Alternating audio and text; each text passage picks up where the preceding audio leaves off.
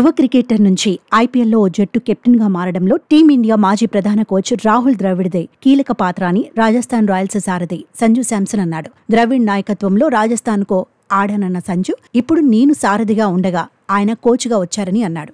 చాలా విషయాలను ద్రవిడ్ నుంచి నేర్చుకునే అవకాశం నాకు వచ్చిందని తెలిపాడు. నేను తొలిసారి ఐపీఎల్లోకి వచ్చినప్పుడు రాహుల్ ద్రవిడ్ నన్ను పరీక్షించారని గుర్తు చేశాడు. అప్పుడు ద్రవిడ్ కెప్టెన్ అని యువకులను ప్రోత్సహిస్తాడని చెప్పాడు.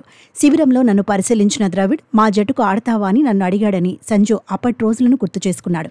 అప్పట్నుంచి ఇప్పటి వరకు నాకు ఇది నమ్మశక్యం కానిదిగానే ఉందని అన్నాడు. ఇప్పుడు నేను కెప్టెన్ అని రాహుల్ సార్ చాలా ఏళ్ల తర్వాత మా జట్టుకు కోచ్గా వచ్చారని వెల్లడించాడు. నిజంగా నాకు ఇది ప్రత్యేకమైన అనుభూతి అని పేర్కొన్నాడు. కేవలం మైదానంలోనే ద్రవిడ్ నైపుణ్యాలను చూడటమే కాకుండా ఉన్నతమైన వ్యక్తిత్వాన్ని చూశానని తెలిపాడు.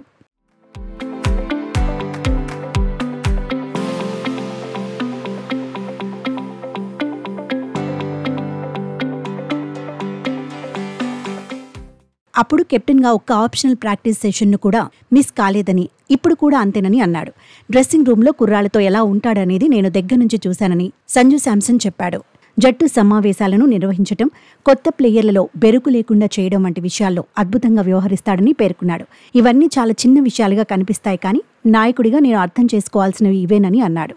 కాగా వరుసగా 5వ ఏడాది రాజస్థాన్ రాయల్స్ను నడిపించేందుకు సంజు శాంసన్ సిద్ధమవుగా భారత మాజీ ప్రధాన కోచ్ రాహుల్ ద్రావిడ్ మళ్లీ రాజస్థాన్కు మెంటార్గా వచ్చాడు. కాలికి గాయమైనా సరే ద్రవిడ్ జట్టు శిబిరానికి వచ్చాడు. ఆటగాళ్ల ప్రాక్టీస్ను దగ్గర నుంచి గమనించాడు. అయితే సంజు శాంసన్ మొదటిసారి రాజస్థాన్ జట్టులోకి వచ్చినప్పుడు కూడా ద్రవిడ్ కెప్టెన్గా ఉన్నాడు. ఈ క్రమంలోనే యువ క్రికెటర్గా ఉన్న తనను ద్రవిడ్ ఎంతో ప్రోత్సహించినట్లు సంజు గుర్తు చేసుకున్నాడు.